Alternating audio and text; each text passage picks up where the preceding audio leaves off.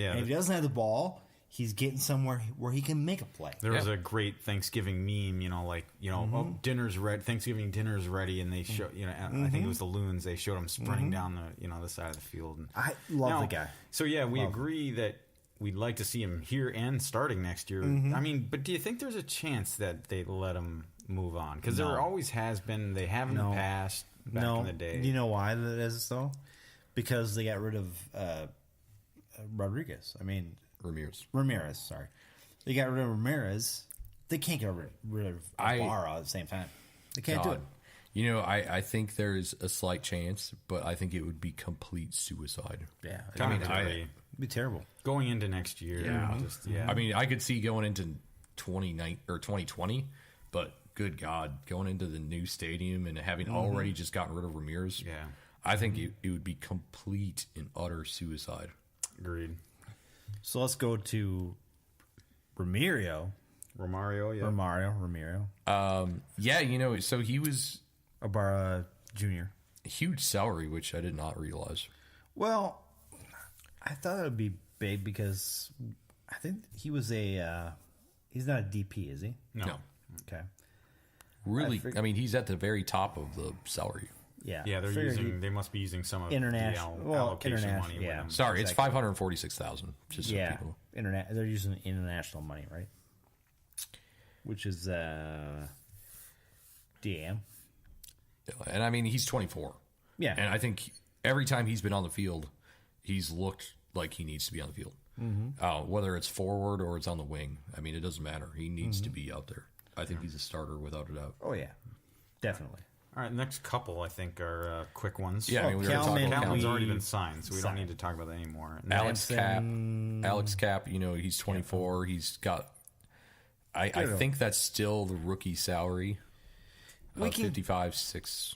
So get rid of him though. I mean, my thing is developer goalkeeper. That's what we got to do. No, I think we can get rid of him and put Stevenson there. Yeah, let's move on. I mean, whether they do or don't. I mean, he's not a name we need to spend too much time with. Lamson would be your next. He won. Lamson won the. Where did he win? Mantarian. And he's younger than Bobby. Yeah, because that's what it's going to come down to. Yep. I mean, not by much, but he's younger. By a year? 2 years. 2 years. We'll get to Shuttleworth. Maybe we can have the Shuttleworth conversation now. Yeah. I mean, do you think Lamson and Shuttleworth both come back? No. That's the question. Well, no, absolutely okay. not. No. So, and you're saying I say cut Shuttleworth. Okay, and I don't necessarily disagree with that, but I mean that's the key point is Tony does. I do. Do you agree, Tony, or disagree that both Lamson and Shuttleworth will be back? I mean, that's really what it comes down to. The tough part for me is Shuttleworth has done a lot in the last 2 years, right? Done a lot for this team. And his salary is only 181. 181. Yeah. Lamson's at 107. I think you keep both of them. I mean, it's a possibility, but yeah, I wouldn't put it past him. Are you gonna get Lamson or Shuttleworth out and you're gonna put Lamson in? I mean, no, that's not my theory. So who are you gonna put in? You sign a new one. Who though? Well, I mean that's the big thing. Shuttleworth has been here for 2 years. He knows the team. Okay, he knows what our defense does, and he's been good. But there's a significant weakness in his game. A significant weakness. Well, yeah, the passing the ball, and that can be a problem. Especially a team would like to maybe up their possession numbers. Next season. That helps. It goes a long way. Yeah, I think it's coaching fault. I think with Bobby's salary being 2 years older than Lamson, you dump Bobby, you re-sign Lamson as backup, you send Cap out on loan, you sign a new goalie that's like 27-ish, and you hope he's got a better arm than Shuttleworth. All right, throwing the ball. Yeah, I mean you can sign him. Did we talked about this before? I think it's coaching. I don't think it is because I don't think it's Lamson's not that bad. Bobby was just terrible at distribution. I don't know. Maybe terrible. Maybe Shuttleworth's got a chicken wing. I don't know. Yeah, I don't know. Yeah, that's my position. I'm sorry. Tony's against me. Dave's kind of. Yeah, I'm on the fence. I'm just saying. On the fence on that Shuttleworth's been around for 2 years. He knows what the team is like. get rid of him. You bring a new guy in. That's I don't know. Something to pay attention to. I guess. Let's go. But Carter Manley. Let's go. I think. Let's go back to Carter Manley. Next on the list. I think it's a fairly easy one. He's very young. He just came out of the draft last year, wasn't? So I mean, I think there's a good chance he'll still be with the team. Yeah, and he shows a lot of raw talent. Yeah. And he needs to go out on loan. Yeah, maybe he will. So I think he'll probably be part of the roster. And then moving right along to Martin, I think he's young. He's got a relatively low salary. He's showing some issues. I don't remember if it was the Philly game. Toward the end of the season, he had started, and he showed a little laziness, which I wasn't a big fan of. But overall, with his age, with his salary, I think with his position being just a typical central midfielder, I think it makes sense. Yeah, off the top of your head, like Colin Martin, how many appearances did he have? Ballpark, just ballpark. If I were to guess, I'd probably put 8. Okay. Yeah. Okay. I was even thinking higher, but yeah. Okay. He's a young guy though, guys. Yeah, I think, right. And a lot of people forget about that central midfield position. He's not a 10. He's not a winger. He's not a defensive midfielder. No. He's that box to box guy that is helpful. Sure. And if he can be further developed at 24, we could get. 4 or 5 years out of him at maybe even 125,000 a year. Yeah, I think he's showing those glimpses. A lot of the stuff I saw and again I think it was a Philly game, might be because he's not getting the minutes. No, so you get rid of. I'll jump down the list. You get rid of Warner, who plays the same position. And all of a sudden he moves up the depth chart. Okay. Fair enough. Let's go to Maximiano. Yeah, I think this can be a quick one, too. I just, he didn't pass the eye test for me. No, I don't think so either. And, I don't know that he was ever fully recovered from his injury. Even. Oh, and maybe that was part of it. Yeah, that's part of it. And the realization is he was alone, so who cares? Loner. Yeah. Only 23, though, guys. Let him go. Yeah. All right. Miller. Eric Miller. He's coming back. I think he's serviceable depth. Mm-hmm. And he can start too. I mean, if we're playing a 4-back, I think he can start. We've seen it, and he's made the MLS Team of the Week, hasn't he? Yeah. Yeah. I mean, I don't think he's bad.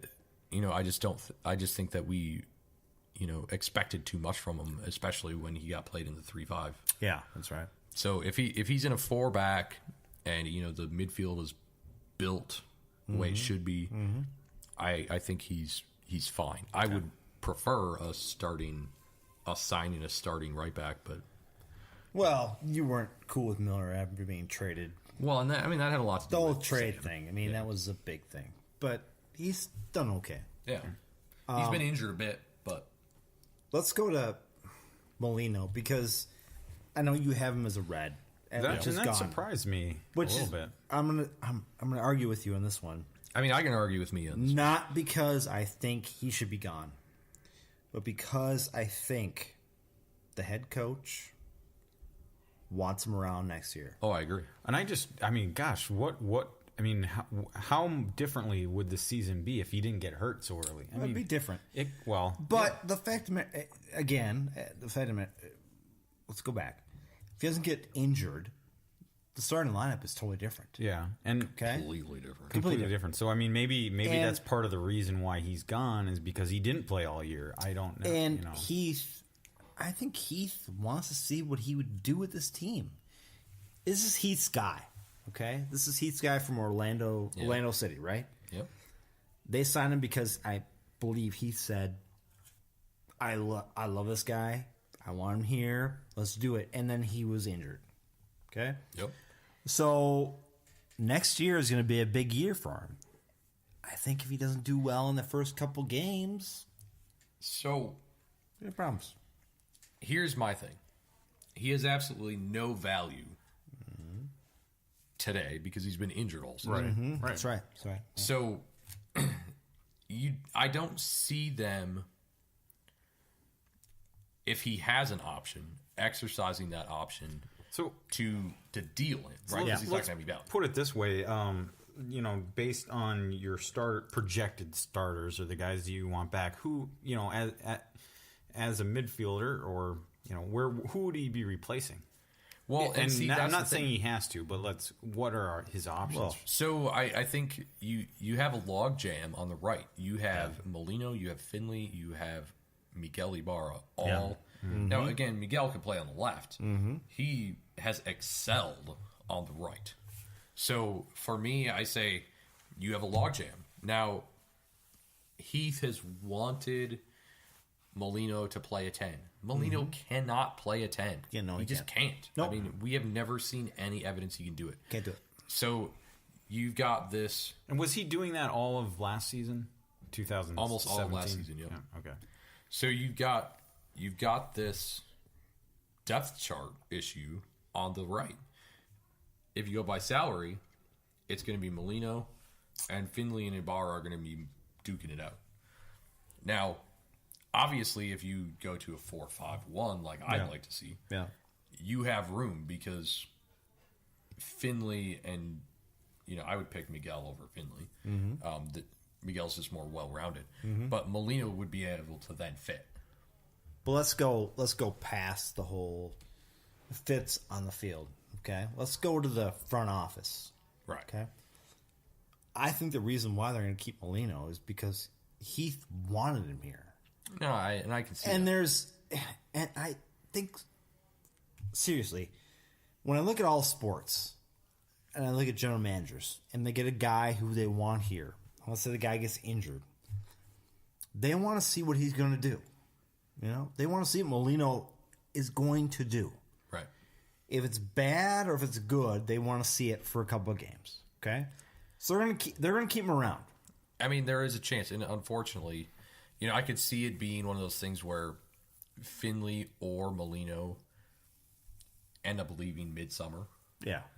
But I'm still really worried that Ibarra is going to get hurt by it. Miguel Ibarra is going to get hurt by it. But this was maybe even Romario, I guess. This was a Heath call. I agree. This signing was a Heath call. This was not a front office call. This was a Heath want to do it. Yeah. And I think they're giving him another year to figure out if he's good enough or if he needs to go somewhere else. Right. All right. Well, I bet we can bang through the next 6 or 7 names pretty quickly and just get through the list. Maybe we should, but Olmsberg, Gakoo, and Pang Up. I think all of them need to be re-signed and all of them sent out on loan. Yeah, agreed. And they're young. They're low salary guys, so we don't need to spend a lot of time with that. Yeah. Darwin. We don't need to spend a lot of time there. No. Yeah. This is an obvious no-brainer. Yeah, they have to bring Angelo. So Angelo. Maybe not a no-brainer, but yeah, he is. I was going to say, it's not necessarily a no-brainer. I think they have to bring him back because if they didn't, good God, this fan base would be just right. Because there you go. Then right now, tomorrow, assuming they didn't option him, you could say that the Ramirez trade was a failure. Yeah, that's right. So he's going to be brought back whether he should be or not. Sure. I think I see no reason why he shouldn't. I don't either. I think we saw some glimpses. We talked about it last podcast. He'll be all right. He showed some very good promise. He'll be all right. So Schuler. Schuler, again, is another one that I think belongs on the roster. I think he's got, if he's got a capable and competent defensive midfielder next to him, he could be that wheelhouse box-to-box midfielder that we need. Well, I agree, and I've seen, this year alone, I've seen enough promising, Yeah, I think he's got almost as much hustle as Miguel does. Oh, yeah. The dude's always playing. So then we'll skip that because we already talked to him, and then you got Jerry Thiessen. Thiessen. Yeah. So for me, my argument is completely emotional. I just like the dude. Yeah. I mean, because he's gotten a bad rap this year with injuries. He follows you on Twitter. I mean, and as a fan, and come on, this he's interactive when they're looking at the roster and trying to put it together. I mean, those guys that I don't think you're the only fan that likes him. I think a lot of fans like him, and I think I'm not saying you sign a guy or re-sign a guy or option a guy because he's a fan favorite, but that's part of it. Yeah, you need to fill the seats. I mean, they won't have trouble doing that next year, but I think he's had his injuries this year, but if he's playing behind Francisco Calvo, I think he's going to have, he'll start maybe